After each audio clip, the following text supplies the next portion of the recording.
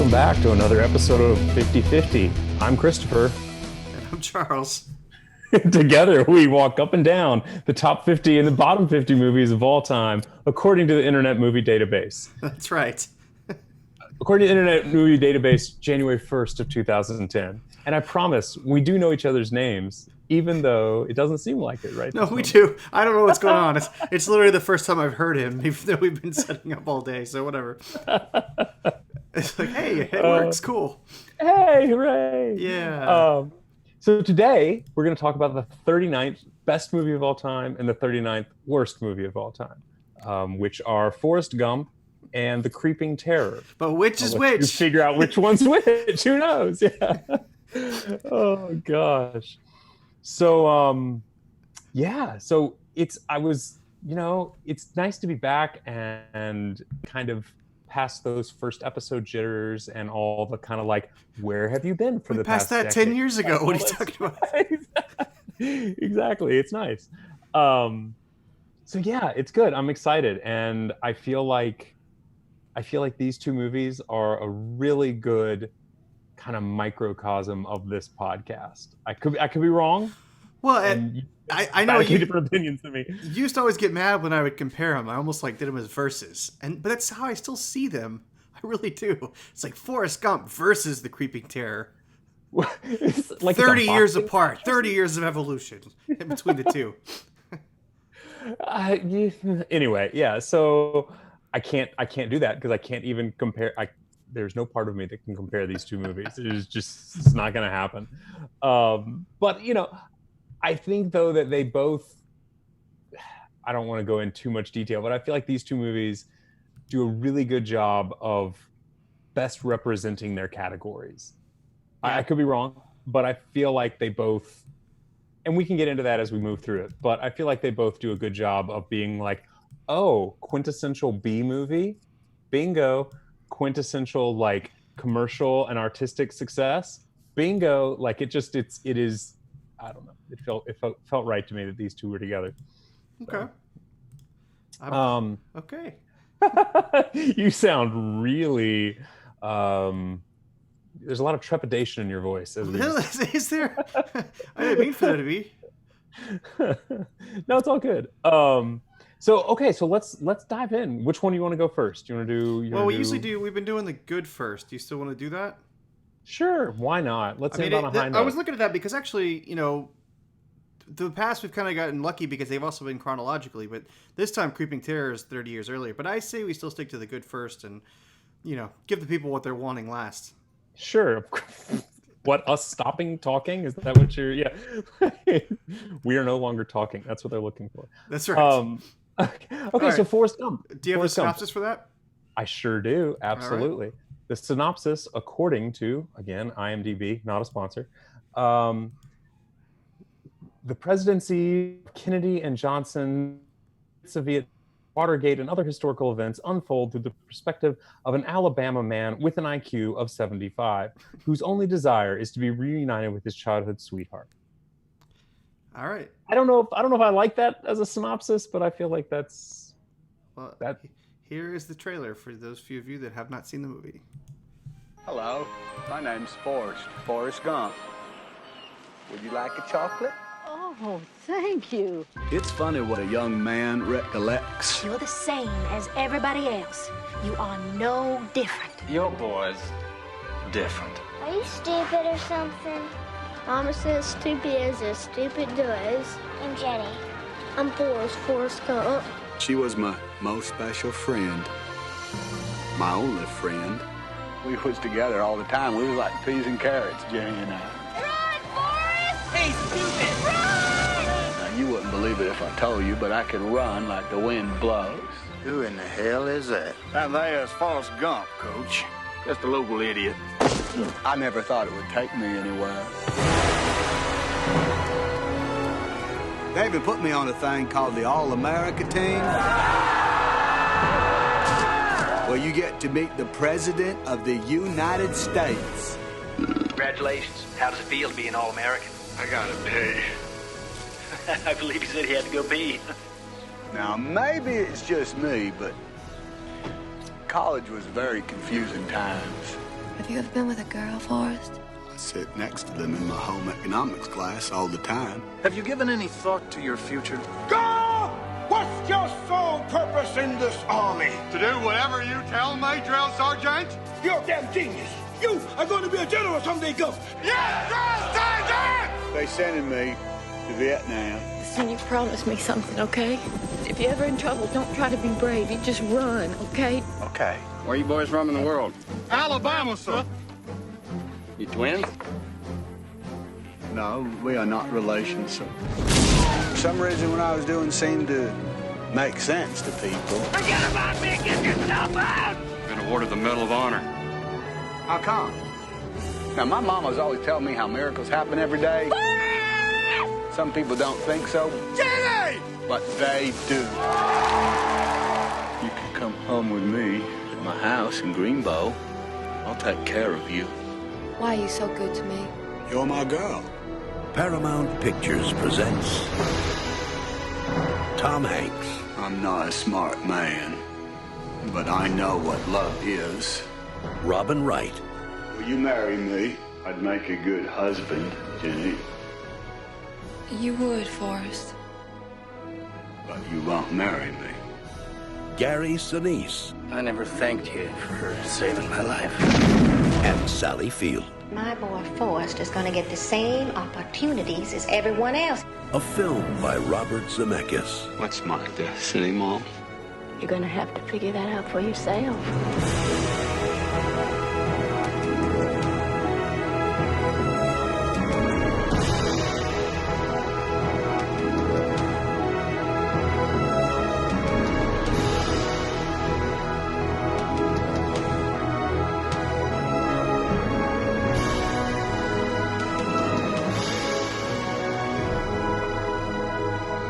The world will never seem the same once you've seen it through the eyes of Forrest Gump. My mom always said life was like a box of chocolates. You never know what you're gonna get.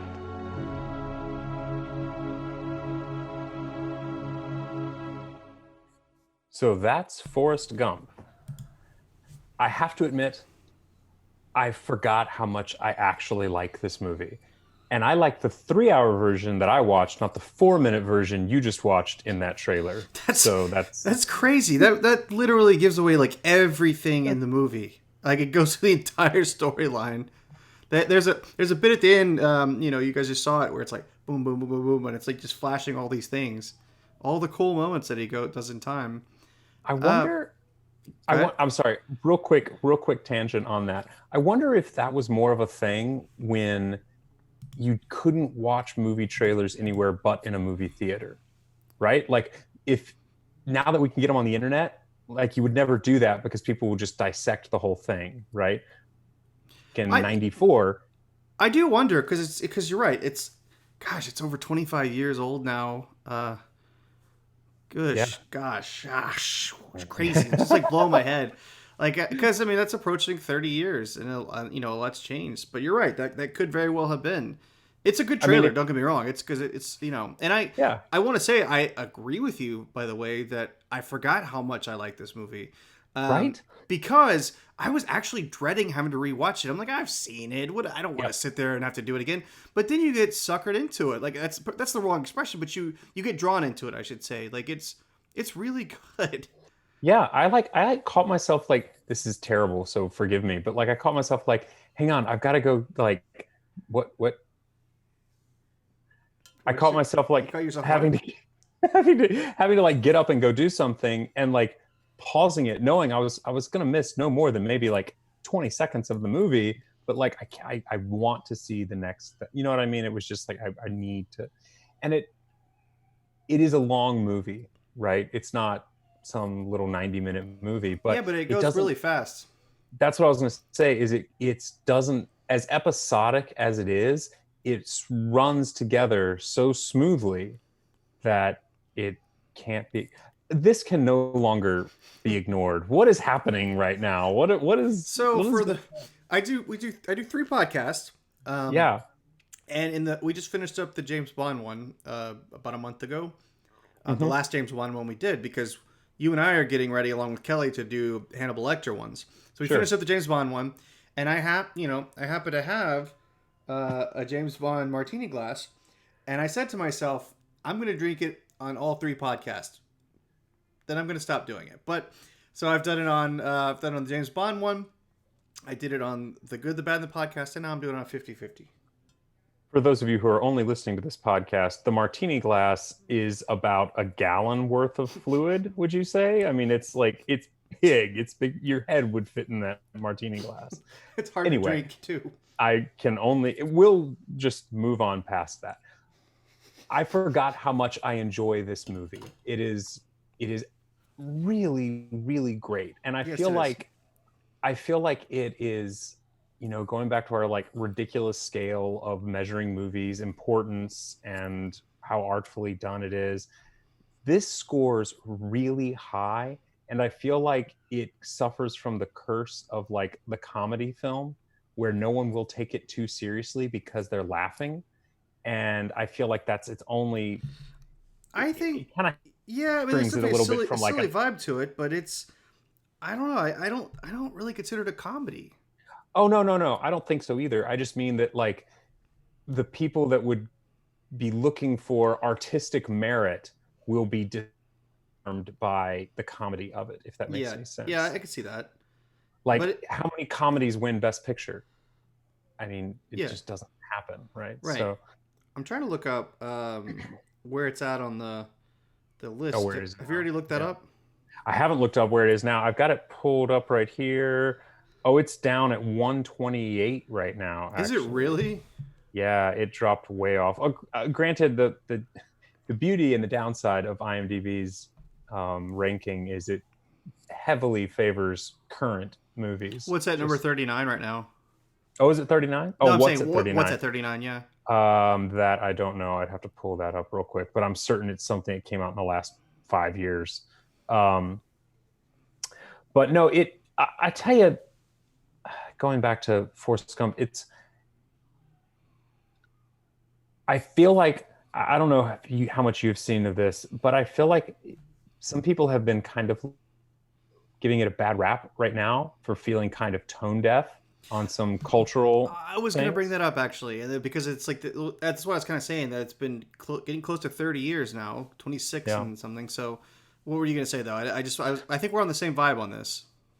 Well, I mean, part of it is that, yes, it is actually chronologically closer to some of the events that it portrays than it is to our current day. Like, you've got to think that it is closer chronologically to Watergate than it is to us right now. Yes. Which is just crazy when you think about that, right? And so some of the sensibilities you have to, I don't want to say grade on a curve, but you have to think about where we were in 94 versus where we are now and all that. But I think the other half of it is, does it gloss over things and treat things with kid gloves? Well, yeah, you're seeing it through the eyes of this guy who has a IQ of 75. And so you're almost getting like his perspective, which is not going to be nuanced and it's not going to be in depth. It's going to be very, I don't know. What's funny about it too is that, first of all, it's kind of like the Being There of the 90s. If you like Being There from the 80s, you seen Being There? Oh, yeah. Peter Sellers movie. Very similar. And I'm sure there's stories throughout history and different things that, this came about. But I would say that what I've been reading about it, and some of this I feel like is true to a degree, it's like the conservatives have kind of, in the more recent years, have said this is a very conservative film because in the sense it's kind of the all-American white male, and he fights for his country. He's always doing the right things morally. Like, there's no, as you say, there's no ambiguity. There's no nuance to it. Jenny, however, she's counterculture. She's a hippie. She's fighting. She's with the Black Panther movement. She's fighting against Vietnam War. She's ended drugs, everything else. And then she dies of AIDS. And it's like, it's a total punishment. And I can actually see that argument, but, Zemeckis, the director, and Tom Hanks, they've both said this is an apolitical film. They were not going for anything, right? I think some of that's just being added on in our time, right? Because of the movement, Me Too movement, all these different things, and it is hard to separate that out. But at the time, you have to look at it in the time that it came out. I don't think that's what they meant. Now, there's also the aspect of race in this. It is a white man that, he's, as they say, he's special. Your boy's different. All that stuff, right? But he's still able to go to college and get ahead and make millions of dollars and become a celebrity. And that's problematic, as you say, because they treat all the race issues with kid gloves, and to an extent, they don't just gloss over it. They kind of poke fun at the Black Panthers. They poke fun at these different things that maybe didn't need to be poked fun at, because they're more serious things, So I don't know. I do wish I wish there were some things that could have done differently. But then again, you're going against what Forrest Gump is. Like he's just going to be walking through all this without being completely oblivious to it. It is kind of weird though that his grandfather, great grandfather, he's named after a Ku Klux Klan member. That's hard to That's right. That's hard to see him, casually just being completely colorblind and ignoring all this, and seeing them make fun of the Black Panthers to an extent. Sorry, I ruined your Black Panther party. Like that whole thing, it's kind of a goofy moment. Well, I think two things here, right? I guess I would say I think two things can be true at once, right? I think on the one hand, I would probably take Hanks and Zemeckis' position that this is an apolitical movie, because yes, you are seeing these things. And I also never really took one at a time. I never really took the Black Panther thing as they're poking fun at the Panther. I thought it was more they're poking fun at Forrest Gump for not realizing the position he was in at that point. He's the butt of that joke, in my opinion. Well, to an extent, but they do have the Black Panther in that scene. They show whatever her boyfriend's name was hitting her, and he's part of the movement. And the other guy they show is being an aggressive black male, yelling at him about how whites are racist. It didn't seem like they were the heroic parts or the protagonist at all in that sequence. No, I agree with that. It seemed kind of goofy when he punches someone and then walks out, Right. No, I agree. I think, and so then coming back to the other two things there, being named after the KKK guy, his mom even says it's to remember that people do stupid things, right? Yeah. Like that was the whole it wasn't like I didn't name you him because he's a great man. I named you him because people do dumb stuff. And I don't know. I'm not saying that justifies it or makes it right or whatever, but it wasn't as glorifying as, it could have been, right? Like, what year was he supposed to have been born in? Like the early 50s or something like that? The late 40s? It's hard to tell because Tom Hanks plays him from a teenager on, so who knows? Right. I don't know but the point being, it would not have been a totally bizarre thing for a kid born in Alabama at that time to have actually been named in honor of the founder of the KKK, right? Like that would not be a complete stretch, right? But you have him named that way and then told, we named you that because people do stupid stuff sometimes, and that way you'll always remember that, right? And so that's, I don't know. I'm not saying it justifies it or make it right. I'm just saying they could have gone the other way with it, or they could have gone, I feel like they did a good job of being, like they said, apolitical. We could go hard this way or hard that way. Which one's right? We're not really going to take a stand down the middle. And again, I think viewing it from perspective of this guy who doesn't really understand what's going on. And so we're not really going to go too deep into this stuff because he really go too deep into this stuff. And so we want, that was even the marketing slogan, right? You'll see the world through the eyes of Forrest Gump, right? Like that was the way you saw all of that. And the last bit that I would say is when you mention he's a white guy from the South who even with a learning disability is able to go to college and make millions of dollars and become famous and all this stuff. Maybe this is my blind spot here, right? But I never viewed that as he's in a privileged position because of his race. I viewed that as the ironic joke of the movie was that this guy who he should, by all accounts, none of this should be happening to him. He just has he wins every coin toss forever. That's the humor of the movie. So I don't know. I can see it both ways because, like I said, it is a lot like being there. It's the same thing with Peter Sellers. He says something, they take it. He's talking about something very specific. They take it a different way. It's a very similar thing, and I I appreciate that, but I can also see how it can be seen the other I can way. too. No, agreed. And I think that may even be a pitfall of making something that is so deliberately apolitical, is that it can be interpreted either way. And Yeah. if you don't take a stance, then anybody can claim your art for their position. And you may not agree with their position, or you may completely agree with it, but you didn't strongly support it in your movie. I mean, who knows? Again, I think part of the reason that the movie works so well and did so well commercially is because it didn't take that stance. It's just like, we're going to view this through this character's eyes, and we're just going to see the world the way he sees it, and he sees a very simple world. And I don't know, maybe that's part of the charm of the movie, is that it's not preaching at you. It's not telling you what to think of these events. And I actually still think the effects are good. Oh, I was shocked.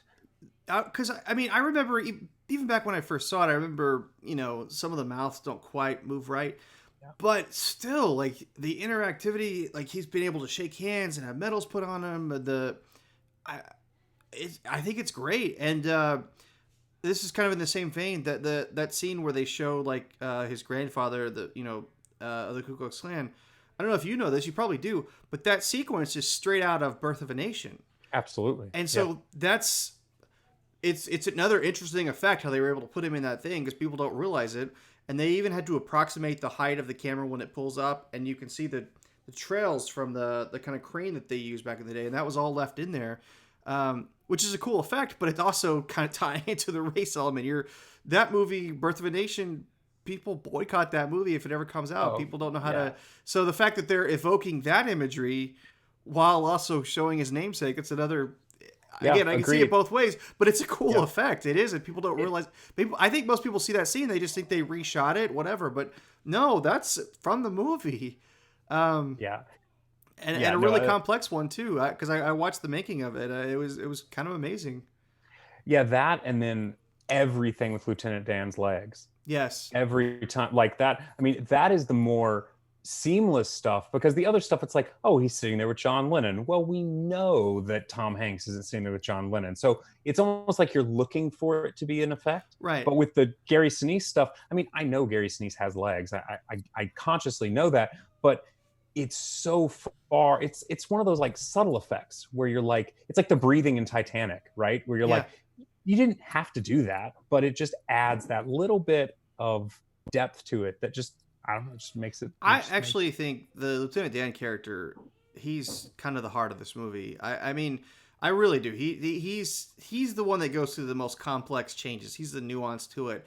And Forrest, I mean, Jenny, as I was saying, Jenny has a really rough life, from being sexually abused to all these different things that happened to her. And Lieutenant Dan is actually able to, as I say, he made his peace with God or whatever, and he's able to kind of change and become a much better person, and the movie sort of rewards him for that. But I love the performance, and I love his friendship with Forrest. Like that point when they when he kicks the girls out of his apartment in New York, and he's like, don't call him stupid, like that. I mean, you buy it. It's great. He is definitely that would be the meteor role. For sure. I think in a lot of ways his character is what makes it. I'm not entirely. That's not entirely true. Obviously, Forrest Gump, the character, and Tom Hanks is amazing in it, but I think that's what gives it the drama, the weight to it. But yeah, and like you mentioned the John Lennon part, Dick Cavett show.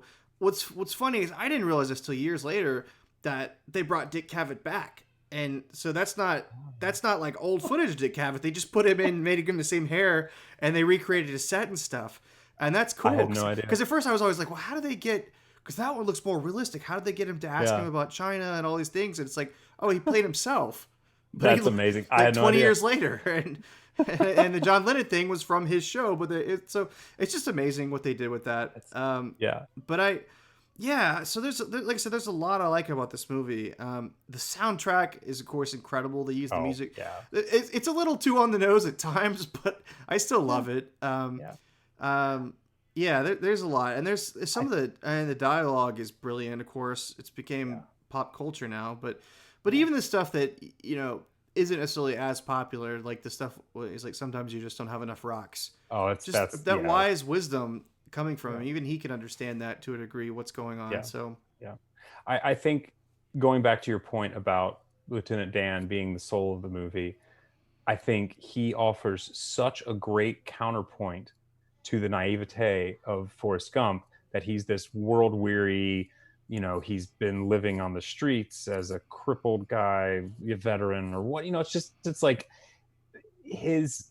they not only complement each other when they're on screen, but it makes what could have felt very Disney and cartoony and simplistic by putting him in the movie, and Jenny, of course, too, because of her story.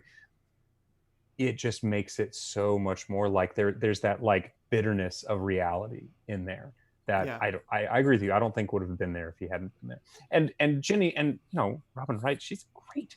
She's great in this movie. Like, and I forget, because when she is on screen, it is so potent. I forget how little she is in the movie.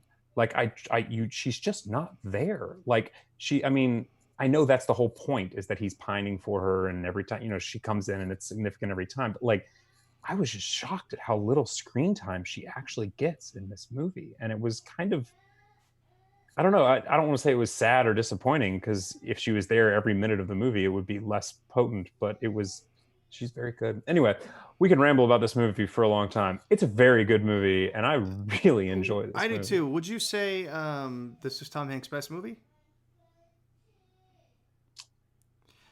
I would say. Go ahead.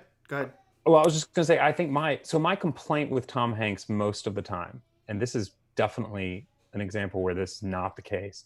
My problem with Tom Hanks so many times is he is not like a Daniel Day-Lewis or somebody like that who's a chameleon who can just blend into a role and completely disappear, and you forget that it's even him, right? Tom Hanks does not do that. I have seen Tom Hanks shipwrecked on an island. I have seen Tom Hanks storm the beaches of Normandy. I have seen Tom Hanks, but it's always just, that's Tom Hanks doing, Tom Hanks went to space. I've seen Tom Hanks do all these things, but he doesn't, but this movie, and I think Philadelphia too, which he also won the Oscar for, right? Yeah, I think back to back. I think what makes those movies so good, and the reason those are the ones he's won the awards for, is because he goes outside of that, right? Like he's not just playing himself in these positions; he is playing a completely different person. See, I agree. I've never thought of it that way, but I agree. But you said shipwrecked on an island. I still think Castaway. It's almost like the De Niro thing, from Raging Bull, where he took a physical performance and the difference is he has very little dialogue. Right. And he still carried it. Yeah, and I think Castaway is also more of a tour de force kind of thing, because there's nobody else in the movie. Right. Like Helen Hunt's in there for like 90 seconds, and then it's just him, and it's like, I think, I'm not saying Forrest is my favorite, or I think that's his best performance. I think maybe he was more like emotionally affecting to me in Saving Private Ryan, talking about his wife and the shears and all that. Like that might actually be a better performance, but like this was so different that it's like, it's hard to ignore it, because it's just so like, wow, you have range. Why don't you ever do that? And it's just, anyway. Yeah. And you can't picture anyone else playing that role either. So. Oh no, there's no way. But no, I think it's a fantastic movie, and I think some of that, and we'll be done with it. I'm sorry we rambled about this movie forever. Who do you apologize it to? Well, the people who are having to listen to us. I feel like the pacing of the movie, because I recently rewatched some Spielberg movies, and I feel like the pacing of Forrest Gump is something Zemeckis picked up from Spielberg, because the one thing I was realizing, not in every Spielberg movie, I'm not talking about Empire of the Sun, right? I'm talking about his more like popular commercial stuff. Yeah, like that man can make a movie that runs. It may be 3 hours long, but you are never bored. You're never waiting. There's never, like, half the time he doesn't even end a scene. They just flow right into the next one. And big scenes, heavy scenes, just flow right into the next one. And there's never like a moment to like stop and breathe and think about what just happened. He's just moving on to the next thing. And I feel like this movie does that even more so because it's covering decades of time. And this movie is a movie that, like, for instance, same guy who wrote Benjamin Button, Yes. right? And Benjamin Button does the complete opposite. Benjamin Button just like wallows in how long it is. And I think it works in that case. We can talk about that later, maybe on our list. I can't remember. But like, I feel like the differences of, I mean, because he wrote the scripts can't be, the style somewhat similar, right? The fact that Fincher decides to go for that longevity and letting it breathe and letting it take its time and just enjoying this is going to be a long process, whereas Zemeckis is like, nope, this is going to be funny, we're going to hit this and hit that and everything. Like, that's how you end up with a commercial success that is accessible to a lot of people. Again, important is it, but how well is it done? Do people enjoy it? Are people just praising it because it's good? Or are they praising it because they actually like it, right? I think Forrest Gump is definitely one where it's good, but people also just enjoy it. It's just fun to watch. What would you give it? I would have to give this pretty high marks. I mean, this is,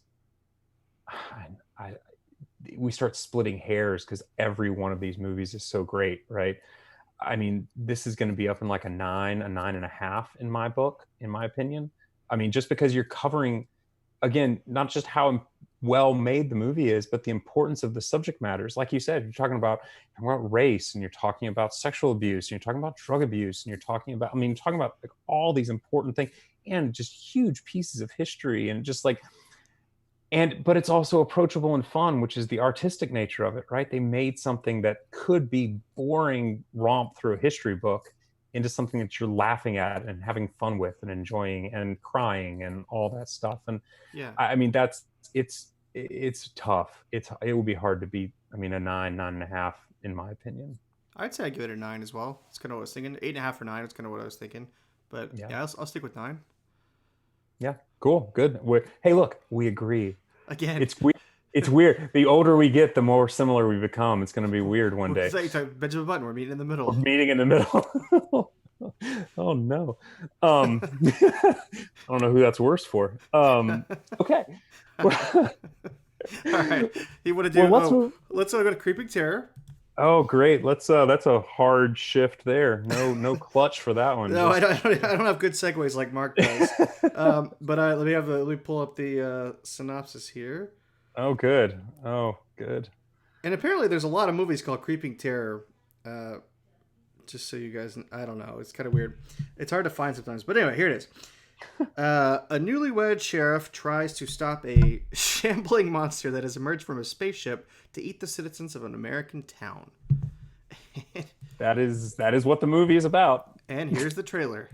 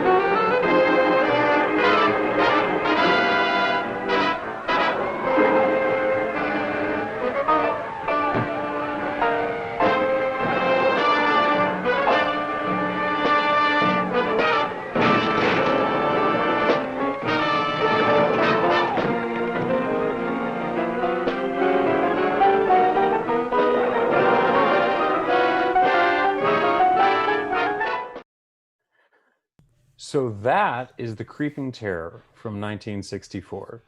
Yes, it is. Charles, what do you think of this movie? I'm curious. Are you? Oh man, this. Okay, so again, you said like we're getting older or something, but I hate this movie. I couldn't stand it. What's funny is I watched it 10 years ago, whatever it was, when we first had this movie on the list. Yeah. I watched it. I bought the VHS. I have it somewhere, and I watched it with Micah, and we laughed and thought it was hilarious. Now I watched it, and it's free like everywhere, by the way. Like you get it, Amazon has it. It's to stream, and it's so bad. I can't sit through it. It's the biggest problem with this movie is that I don't know how much of this is true or not. It seems like IMDb is kind of conflicted on this, but apparently they lost the sound to this movie.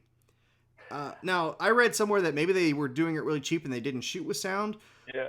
But whatever the reason, they decided that instead of using sound, like hearing the voices and sound effects, that they would just have a narrator read it. And the way they do that is, it's almost like those old school educational videos you used to watch, and now little Timmy is doing this. And that's what it is. They're literally describing every scene, but they're trying to make it deeper. So they're like really kind of diving into backstory and all these relationship things. Like, did we really need to know that the cop was newly married and he was his new wife was all of his world at this particular time, and he was losing his friends, as all men must do? And did we really need to do all that?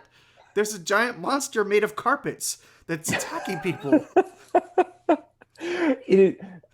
Yes. So I'm sure you can relate to this from school. One of the things they always teach you was show, don't tell. This movie literally does the complete opposite. It's just tell me. Don't show me anything. I don't need you to show me anything. There's no dialogue. I mean, yes, and I saw both the conflicting, whether it was that they purposely shot it with no sync sound, or they shot it with sync sound and it didn't sync up because they didn't do everything properly, or Shocker, if that's the case. Yeah, right. Well, and I didn't realize either that the actor, director, writer, producer, Vic Savage, he also edited the movie in a hotel room over a weekend, which, if you've ever edited reel to reel, that just sounds horrific. And of course the sound's terrible because you probably just dropped it on the floor and the spools went everywhere. I don't know. It's ridiculous. Apparently also they had a whole nother monster that they originally built. And I read about that too. Did it get lost? I can't remember what happened to it, but they ended up having to quickly put one together out of, like you said, carpets. Okay. And so I'm going to throw this out there, and this is the closest thing you will get from me for praise for this movie. What? I know. Just hear me out. Did you see the movie Arrival? Yes. I am not comparing this movie to Arrival, but what Arrival did really well, it did a lot of things really well. In fact, it's a great movie. But one of the things that they did really well in that movie was making the aliens super alien, as in I don't know where a face is. I don't know where a body is. It's truly otherworldly to the point that it's disconcerting. It's awkward feeling because you're I don't know what this thing is. This movie, Creeping Terror, with unintentional, as I'm sure it was, and as just horrifically executed as it was, at least decided to not just paint a person green and put them in spandex and declare them an alien, right? They actually it is at least an alien body form for the monster. Its mouth is down on the ground. I mean, yes, I can see the feet walking. I get it. But there's this whole big thing behind it. They didn't need to have that part behind it. It could have just been the front part. All I could picture was those horse costumes where someone's got to be in the back. Yeah, that's exactly right. Yeah, that's exactly right. But I at least acknowledge I mean, it's at least weird looking. I can't give that to you because it's, first of all, Kelly makes the graphics for our podcast, and she didn't watch this movie because she's not doing this episode, but she was having a hard time figuring out which one was the monster, and she pulled up, there's apparently another Creeping Terror movie from 1964 that she pulled up, and it had a good-looking monster. And yeah, that was a guy in a suit carrying a woman, but you and I both agreed that it looked way better than this one. It definitely looked like they had some production value for it. I mean, for sure. This clearly, they had nothing. When I was trying to find the right graphic to use to talk to Kelly, I'm like looking at it, I'm like, wait, is that what the monster looked like? It's when it's moving, I could, okay, got it. But when it's just a still motion shot of it, I can't describe anything about this monster. No. That's not only because of the carpets that are literally put together. It's also because of the way they shot this film. Somehow it's both overexposed and underexposed and has no contrast, and it's black and white. So it's just it's hard to tell what's happening in a lot of the movie. I am fairly certain they shot this on black and white reversal, and that's why there is no, like, it is either white or black. There is no gray tone. Yeah, so I get that, but what I'm saying is they still didn't expose it right, like in any scene. Oh no, even the scene in the dancing scene, which goes on for a long time. I watched this with Toby, and I'm like, is this still going on? We're showing this monster slowly walk up on this dance hall and eat everybody. It's creeping. It's creepy. But even in that sequence, it seemed like you say, the dark parts were severely underexposed and the bright parts were overexposed, and everything in the middle was just grainy as all get out. I don't know what stock this was shot on, but it's bad is what it was. Yeah. Well, and the other thing that you mentioned, the dance hall scene going on too long, right? Which about 10 times longer than it needed to be. And apparently a fist fight broke out. Yeah, that was random too. I was like, what is happening? Yeah. But all of that aside, the other thing that kept happening was, like, you kept having these, like, couples making out for, like, extended periods. And it's like, the monster's coming. They're making out. The monster's still coming because it's, like, crawling. And they're still making, and it just keeps going and going. And then when it eats them, they, like, have to push themselves up into its mouth. It's like, no, don't eat me as I crawl into your mouth. Don't eat me. Yeah, it was ridiculous. But the reason I mentioned all the couples is is apparently one of the co-writers or producers of this movie, it may have even been the Vic Savage guy himself, went on to make softcore porn. Like, that became, like, part of what they did later in life. And I mean, Savage died the name, young, like Vic Savage, I mean, come on now. But he died at like 41, man. He died really young. But the, like, it just, I'm like, I can see what happened here. You guys were like, we could make this better. We should make monster movies from now on. Like, it's just ridiculous. Well, it's like Ed Wood. I mean, Ed Wood, but went on to do porn as well in his later years. But I would say Plan 9 is better than this. This is on your scale, like, so you give it like a 3 if they made a movie. They didn't make a movie here. They just and like, what's up with the guy when they go to like Lover's Lane and all the people are being killed in their cars, and there's that one older creep guy just like staring at the people, and then he stares at the monster for a long time before he finally drives off. Like, well, what's so great is that, like, what was he doing there in the first place? What if the monster hadn't shown up? Was he just up there to just like sightsee? Like, what is he? Yes, that's exactly what it was. Sightsee. If he pulled out a pair of binoculars, it would have been more interesting. He just is by himself on Lover's Lane. Okay, yeah. Weird. Yeah. Yeah. No, it's Zodiac killer. Yeah. Oh gosh, jeez. Yeah. That's a conspiracy right there. We actually got to see the real Zodiac killer in the Creeping Terror. Yeah, he wasn't supposed to be there. They just caught him. Hiding in plain sight, as it were. Yeah. This movie is so disjointed too. Like, you can, and what I mean by that is, I feel like to say episodic would be really generous, right? Like, that would be really generous. But like, there's whole bits like the mother who lays the baby down in the bed and then like goes outside and is eaten, and you don't know who she is, you don't know what's going on, you don't know what happened to the baby. Like, it's just like, what's going on? Although I do know for sure that one sequence with the grandson and the grandfather, I know the name was Bobby, because that was all he said. Bobby. And what's funny is, if you go to IMDb, that's the top quote that comes up. It's like, yes. It just says Bobby 100 times and then gets eaten. It's so great. I don't want to say I feel bad for them, because really, truly, like, if you made a decent budget, decent directed, decent acted thing with like these monsters that show up. It turns out they're not monsters. They're just collecting data to send it back and blah, blah. I mean, like, spoiler, jeez. I know, right? It's only like 70 years old now. Or 60 years old now. Get over it. Statute of limitations. But I feel like it's one of those things where I feel like as they're writing that down, they're like, oh, this is good. Yeah, this is a good story. And it's like, maybe you could have made that a good story. You didn't, but you could have. Like, I could conceivably see that happening. It was really confusing because at first I didn't understand that there were two monsters. That took me a while to figure that out. I was like, oh, is this going back and forth? Is that a monster in the ship that they're able to crawl in and out of? Yeah, well, because they did not.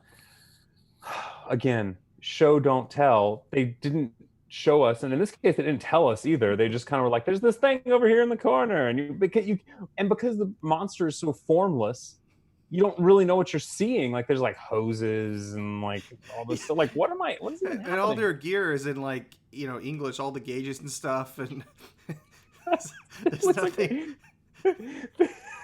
Yeah, they raided an Air Force base to build this thing, and just like, it's ridiculous. Nothing's in like it's not like in Star Wars where it's written in their language, It's right, this is truly like Latin characters and all that.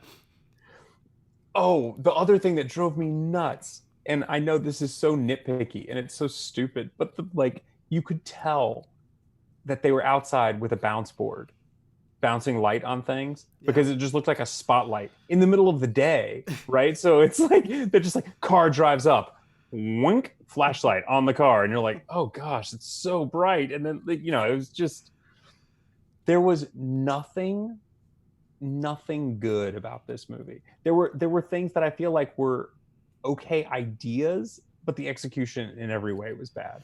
So again, what would you give it if even taking your scale into account? You don't think they made a movie? I don't think they finished. I'm being completely serious right now. I have said this about other movies before, but this really feels like a movie. Were you lying the other times? No. But this is so much more exaggerated, where I feel like he really either ran out of time and had to get it to where it was supposed to go, or he ran out of money and wasn't able to actually finish his movie. Because there's the fact that there's no dialogue, right? The fact that the story just doesn't really hardly make sense. It feels like they didn't actually finish the movie. It feels like it was one of those I mean, what is that Coppola quote? Movies are never completed; they're just abandoned due to lack of time or money.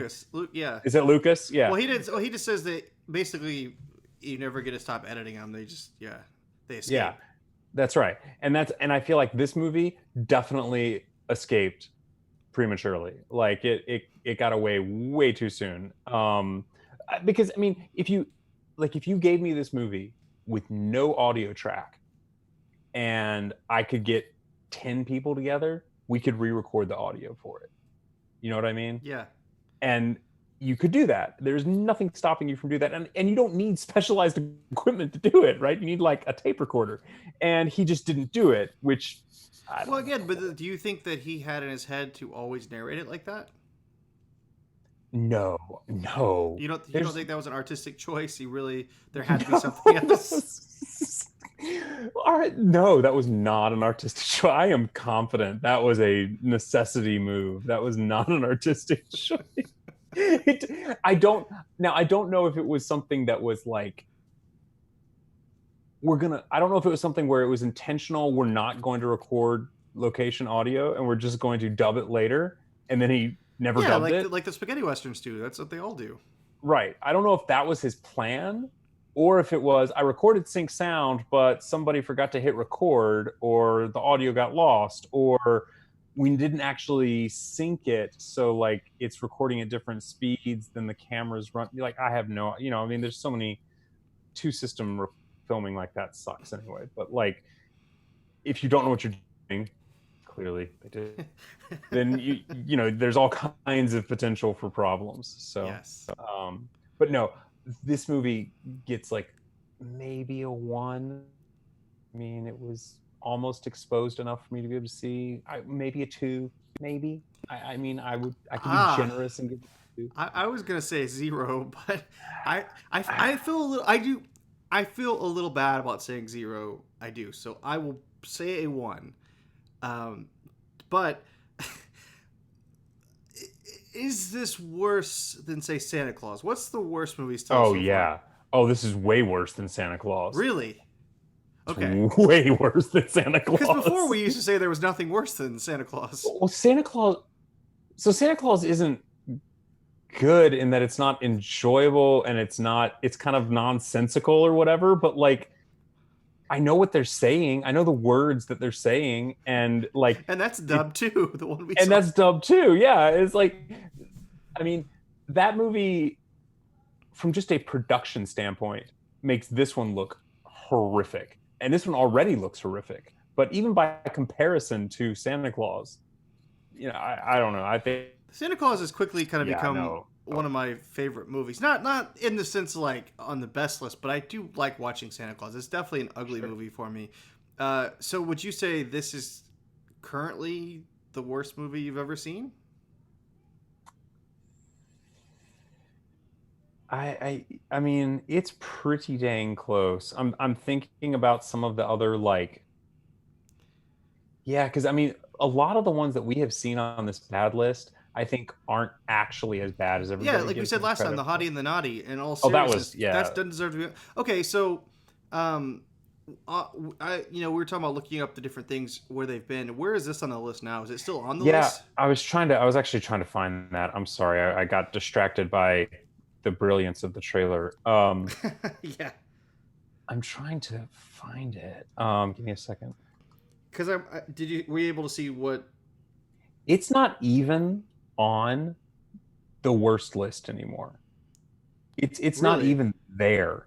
Yeah, I thought that I didn't think there was any way that is true. How in the world is Hottie and the Naughty the 7th worst movie? Anyway, well, that's what we talked about last time. I think I'm seeing Steel is now the worst. If I'm looking at it right. Disaster movie is what I have for the worst movie. Oh, you do? Lowest the lowest rated movie. I've got Steel. I don't know. Either way, I'm not seeing it on here. I mean, I just did a search for it. I'm not seeing it at all on here. No, disaster movie's the worst. I'm saying number 39 is Steel. Oh, 39. I'm sorry. I thought you were saying the worst. Yes. Yeah. I meant on the bad list. So it's the. I got you. Yeah, I don't see Creeping Terror. That's a Shaq movie, right? Where he plays the version of Superman. Is it? Is that what that is? Yeah. No, are you just making that up? I'm not making that up. It's true. Oh man, how do we? I'm sorry. I just went down the rabbit hole of looking at that worst list. That is a mistake. I should not have done that. But Creeping Terror is not on the list. It is not. I mean, no, it's not. It's not on the worst 100 movies of all time. To put that in perspective, Speed 2 is number 91, and The Wicker Man, Nicolas Cage, okay, I was gonna say is number 73. I mean, like there are some very bad movies on here, right? Like, don't get me wrong, but like, I mean, Hottie and the Naughty 7, Birdemic, and like Super Babies, like all this stuff is on here, but it's one of those things where I'm like, yeah, but those aren't nearly as bad as this movie. It's crazy, right? Like, it's like people haven't seen. Like you said, they put all the more recent current ones. Although I will say that what's currently on the good for 39 is American History X. Yeah, that's a really good movie. But I would say though, man, I like the modern list though. I would. Like, holy cow! I'm looking at the number top 50 movies, and just real quick, number 50 is Casablanca, which is insane. 50th. Oh, and Forrest Gump though is number 12 now. Oh wow. Well, Casablanca's 50th. Once Upon a Time in the West, Grave of the Fireflies, The Prestige, Whiplash, The Untouchables, The Departed, City Lights, Gladiator, Psycho, Modern Times, American History X. Wow. Yeah, that's crazy. That list has changed a lot. Wow. It's not even. I mean, I'm just looking at the top 10, and it's bizarre. Like, it doesn't even. It's as though somebody just like shuffled the deck You know what I mean? Well, Like, yeah, I'm just saying, how could Casablanca be 50th? Like, it's just not because it's. I mean, dude, Hamilton is right. Like, I'm not saying Hamilton's bad. what Hamilton's a number is it? great You kind of musical. cut up on that. What number is it? Oh, I'm sorry. Hamilton is 30. Okay. Wow. Like, Hamilton is a great Broadway musical.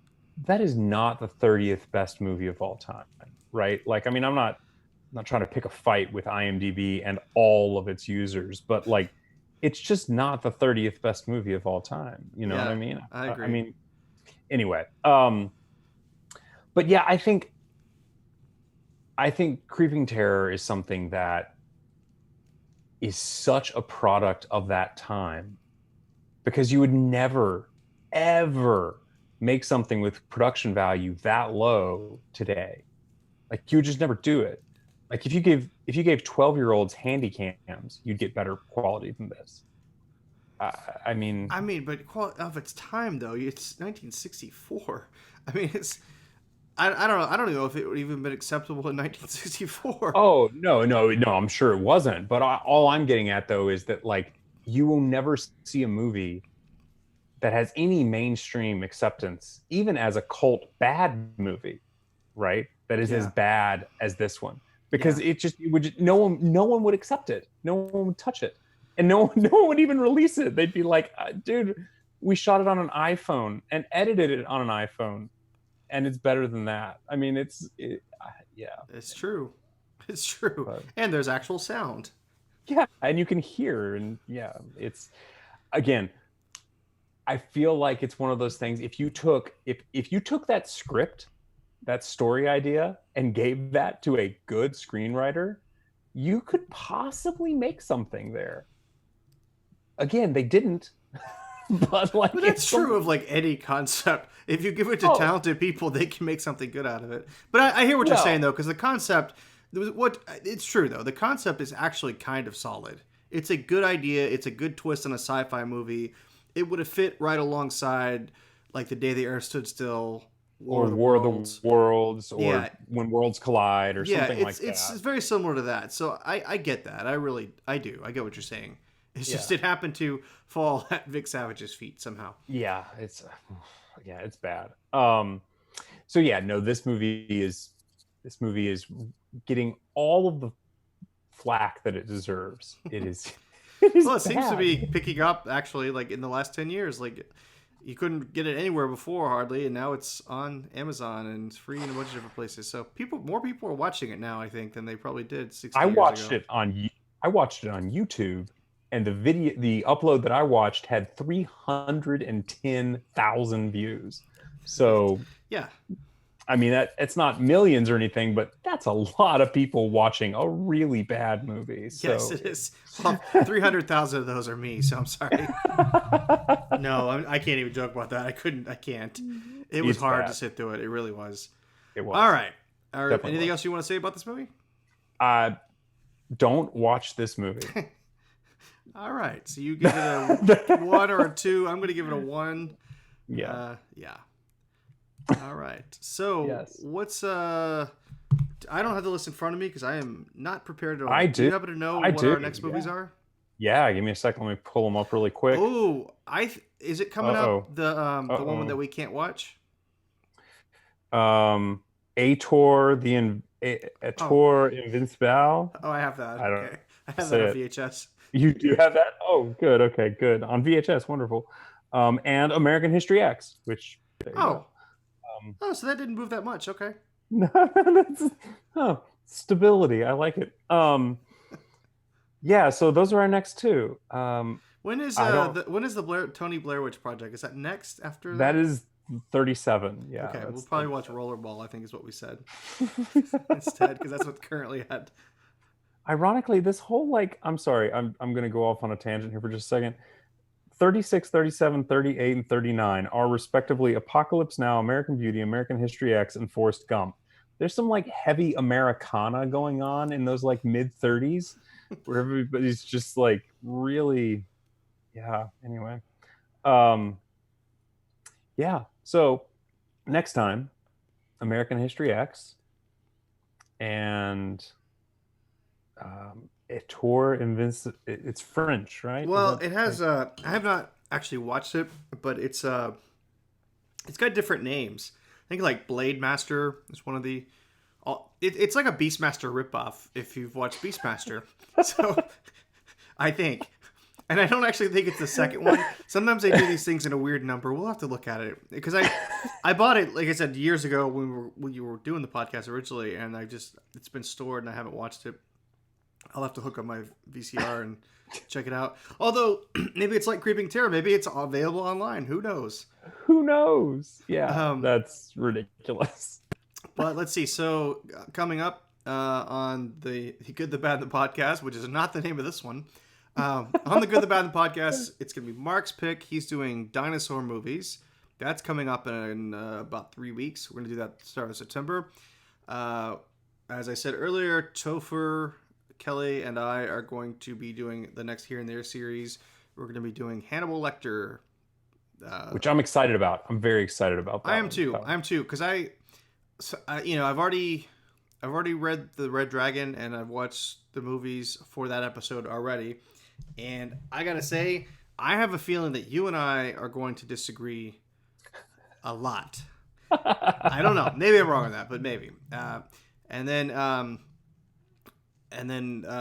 after that, it'll be coming up. Oh, I've got my special that Mark and Kelly don't know yet, and I'm not going to reveal here just yet. But I've got a special one coming up for Halloween. A little crazy episode that everybody's going to hate, and my wife has asked me to apologize for. And then we're going to be doing 31 Days of Horror all throughout October. This year. This year we're doing all the Friday the 13th movies. And it's I still like to do the thing where we have a movie from each decade, like 20s, 30s, 40s, and so on. But it's really hard to do that with anything that relates to Friday the 13th. And so the first few movies on that list really don't have anything to do with it. But then once it gets into it, it's like all, slasher people in the woods kind of movies. So it's a lot of those movies. Have you watched any of yours? I don't even know which ones you've chosen off the list, but I haven't. I have let's see. I've got like Madman from 1981. Oh yeah. Okay. The Curse of the Werewolf from 1961. Yeah, see, for those, I try to give a little variety since I knew that's like the only one from the 60s, I believe. So like you got like Frankenstein, you got zombies on there, you got werewolves, you got little The Crazies, the original one. So I'll be posting this full list in September. So that's kind of your teaser. But yeah, Madman. I don't know what you'll think about that movie. You'll see. Well, I like the show. Yeah, this is about as far removed from that as you can get. Although, no, is it actually but that movie takes place closer to the Batman timeline than it does to us. So that's a running theme here, I guess. It is that. I'm sorry to go back to it. That really did kind of astound me when I was thinking like, I think this movie, watching Forrest Gump, was like, I think this movie actually was closer chronologically to the events of the movie than it was to me now, which is just and the part where Forrest Gump showed up in the Creeping Terror, and he's the one that damaged the sound. That was pretty crazy. I didn't see that coming, and I don't remember that. It's one of those references that just went over my head until I watched the Creeping Terror. I'm like, oh, okay, got it. Oh, that would be amazing. That should have happened. I wish that had happened. There's a Forrest Gump book, right? The sequel? I do. I don't know. I don't have any idea what it's about. They wanted apparently they wanted to make, so the book was written right after the first movie was a huge hit, and they wanted to make a sequel movie. But they started really getting it together in like 2000, and then like 9/11 happened, and there was just a lot of different stuff that they didn't want to cross at the time, and so they didn't do it because they just thought the country was in a different place after 9/11. But the book is aware of the Forrest Gump movie, and the Forrest Gump character even like it talks about the movie and how it was not portrayed him at all correctly. So it like breaks the fourth wall somehow. That would have been really interesting. That sounds horrible. Well, I haven't read it. I mean, maybe we should read it and see. I don't know, but boy, that is that is some jump the shark right there of just like. Well, apparently the sequel was not going to have anything to do with the sequel book. It was just... Oh, they were just going to make a follow up, like with no... And there were going to be different moments in history, and some of the ones I was reading was like, oh God, like no, don't. I'm glad they didn't do it. But then you watch some of the things in the Forrest Gump, and you're like, they did that. They pulled it off. Okay, good on them. So, yeah. Anyway, the closeness in time just still hurts my brain a little bit, but I am looking forward to quite a bit the Hannibal Lecter series and diving into the 31 Days of Horror, because I don't like horror movies, so this is going to be an adventure for everybody. That's what Kelly said, and now she actually watches them. Like, to give you a taste of it, there is some sleepaway camp action on our list, and Kelly had never seen any of those movies, but she picked the first one, and I encouraged her to, because I really wanted to see what she thought of it. And then after she watched it, she just went ahead and watched all the others. And I was like, well, you're not assigned to them, but you watched them, you might as well. So she watched them on her own time. So maybe that's how it'll be with you, man. You'll watch these movies and you just want to watch all of them. I don't know. Somehow I doubt it, but you never know. Dare to dream, Charles. I am dreaming. Hey, we're back. I didn't think that would ever happen. This is a good dream. That's true. That's true. All right. Well, let's call it. Yeah, and next week we're gonna be next year. I don't know. Whenever we will be like 2 months. Yeah. Next time we will be just discussing American History X and whatever that Blade Master. I think it's Blade Master. I'd have to find the copy of it. I got somewhere. I don't know how to say it. It's not in our language, but we will be watching those two and talking about those two. So please join us then. You can watch us live on Facebook or listen to the replay on iTunes, Spotify, Google Play, and YouTube by searching 50/50 and IMDB. And of course, you can find all our podcasts at itsjustawesome.com. But whatever your preferred method, be sure to subscribe and like us. Yes, please do. Please subscribe. Leave us comments. All the good things. Rude remarks are accepted. Yes, 1-star reviews are good too. We just want attention. Anything. We're very lonely. Yes, we are. I don't know why your voice changed so much, but okay. All right. Well, thanks, guys, and we'll see you next time. Have a good one, guys. Bye.